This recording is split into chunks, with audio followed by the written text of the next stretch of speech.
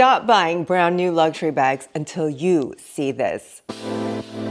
Hey everyone, welcome or welcome back. It is your favorite luxury handbag vlogger, and I am here to tell you the case for buying a vintage bag. Now, as a former employee to Louis Vuitton, I have seen inside and out on the factory floor, on the retail floor, the quality of these bags, how quickly they are made, and how the price tag keeps going up and up with no quality or value added into that price tag. So most people think that vintage just means old. Why would I ever use an old bag? That's so disgusting. But today I'm going to show you the golden era, the years of the vintage bag, where quality actually existed. Okay, let's start in the 1980s, 1983 to be exact. And this bag, take a look at the canvas.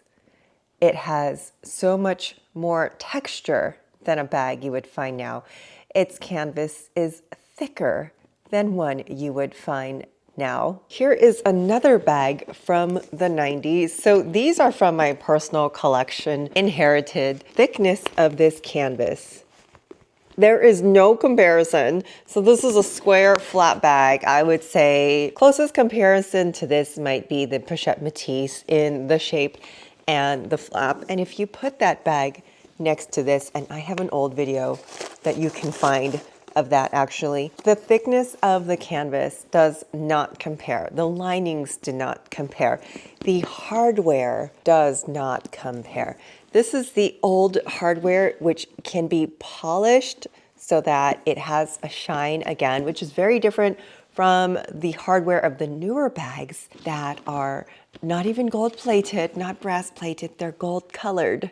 They're gold colored, which means they can actually just fade. Now, I know some of you might not even like the vintage look where it honestly cannot polish to a gold again, but it can polish to a pretty brass look. The point is that the color doesn't fade until you see like a cheap looking silver metal underneath. Now, this is not to put down anybody's newer bags. This is just a comparison to show you why it's so important for me to show you vintage bags. I love purchasing vintage bags, and also to show you that the price that you pay today does not equate to better quality, which is a huge myth that people often feel because I paid $2,000 or $3,000 for my Louis Vuitton bag, it will never crack, it should never rub, it should never experience anything, any scratch, any fading, or anything of the type. And that is simply not true. In fact, as a former Vuitton employee, we would see these bags coming back very faded, very cracked, very scratched, even after a few months of wear. Disappointing as a customer, I know, which is why I have this channel to inform the consumer to manage your expectations. Should you have an amazing quality bag for $3,000? Yes.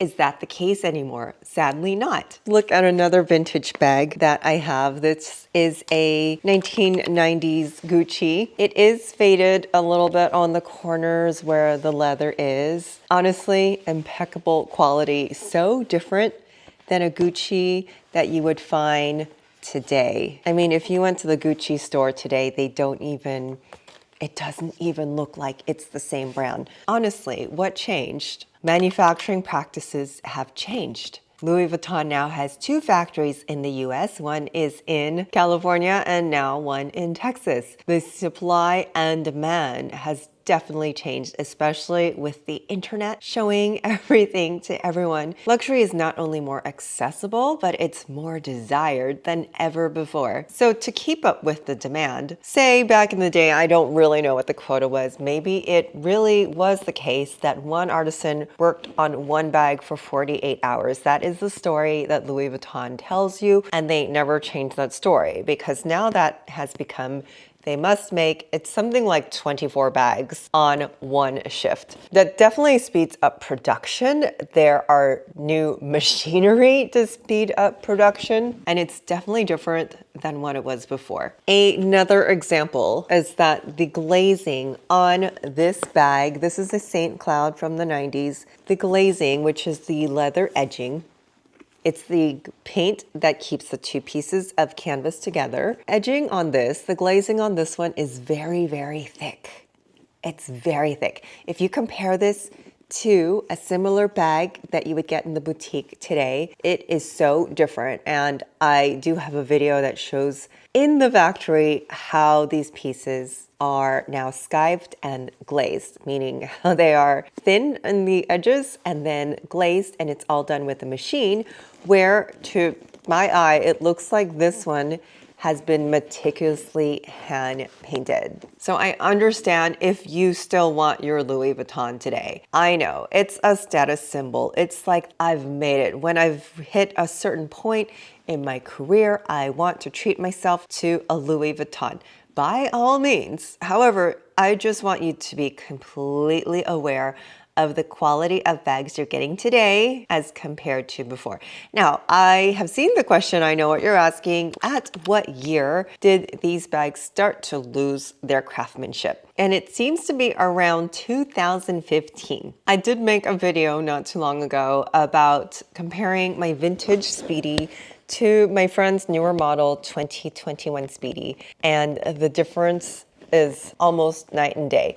That's not to say if you bought a new Speedy that it wouldn't be recognizable. There are just some clear differences that make one model very, very different in manufacturing than the next. The biggest difference for me was the thickness of the canvas and the texture of the canvas. Something in the formula changed around 2015, and supposedly cancer-causing chemicals were removed from the canvas. I have no idea the truth behind that. That is just the story we've been fed. It could possibly be that they had to produce more material, and creating a lighter canvas also creates less weight for when the canvas is shipped to places like the US or to Italy or to Spain in order to be cut and sewn in those other areas of the world. Now, if you look at the older bags, they are made like luggage. It is the way that Vuitton was intended. For that reason, I do look at my vintage bags as having a real Vuitton. So now with that said, here are some notable eras of Vuitton. From the 1980s through the 90s would be the golden era, where you will get really great quality. You might find some bags that have a zipper, that might have eclair etched on it. Those are very, very hard to find. There were bags that were licensed to a company called the French company. It no longer exists. And they were licensed to handle the US portion of Louis Vuitton. So there are some Louis Vuitton bags that are different from the ones you'll find made in France or the ones you'll find today.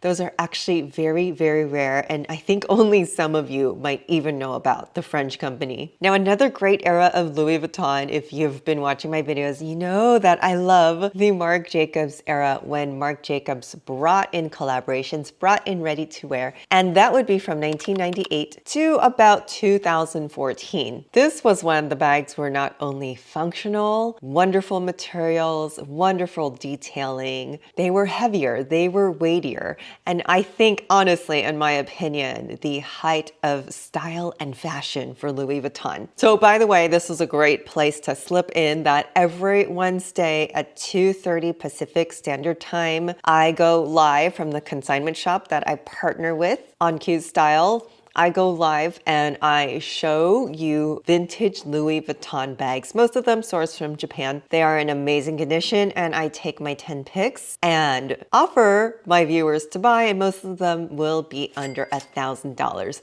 There are so many great vintage and pre-loved bags that are often overlooked, because also remember, when these bags were new in Louis Vuitton, Instagram did not exist. YouTube was not popping like it is now. So even though it's a bag that's like, oh, that's not what my neighbor's wearing, it doesn't mean that it's not a beautiful, functional, and branded bag for you. So be sure to tune in every Wednesday at 2:30 30 for my vintage finds. And occasionally I'll throw in a vintage Chanel as well. So after 2015, I would say is the decline. And this doesn't just go for Louis Vuitton. Although I talk about Vuitton a lot, I once did own a Chanel, a 2020 mini flat bag, and the quality of her was, lack of better words, so disappointing compared to the vintage Chanels that I've seen, even the replica Chanels that I have seen. At the end of the day, she was not worth her $3,500 that was paid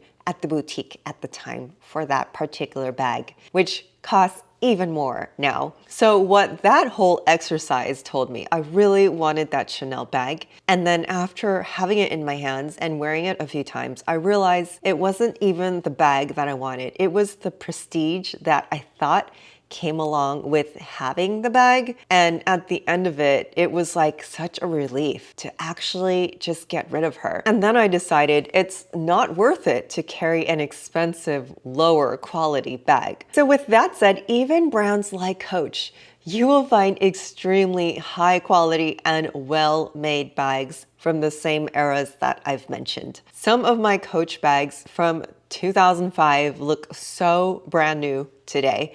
And it just happens to be across the board of manufacturing everywhere. What do they call it? The enshittification.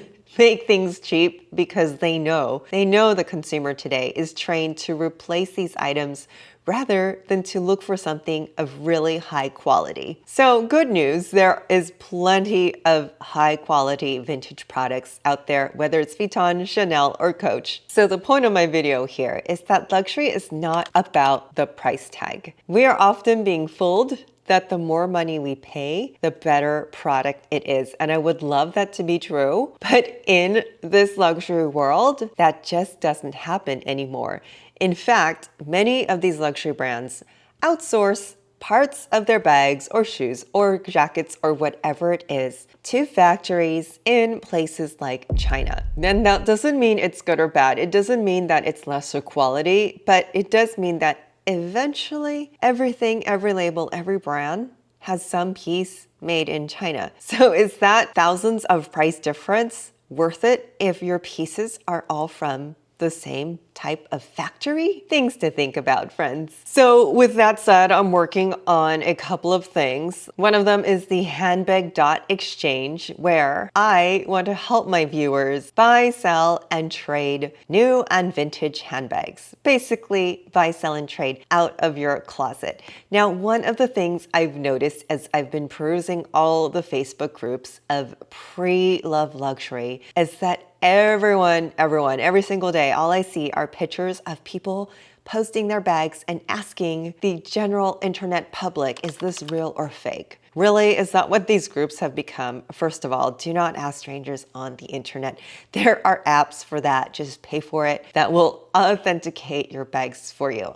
Another thing, do not go to the boutique to authenticate. They will not do it. And if the price is too good to be true, it probably is. Anyways, the handbag exchange, you will have the pleasure of the concierge desk, me and my team, that will authenticate every piece for you and help you price and help you to find either the bag or the buyer for your specific bag. So if that interests you, go ahead and enter the handbag exchange in your web browser and enter your email. You will get updates as soon as this platform is put together. And in the meantime, catch me on Wednesdays for my live Louis Vuitton and Chanel vintage pieces sales. And as always, don't forget to like and subscribe and share with a friend. Also, let me know in the comments what your favorite vintage bag is. If you love buying new pieces, or have you found a new love for buying vintage pieces? Thank you guys so much for joining. Don't forget to like and subscribe, and I will see you in the next video. Bye.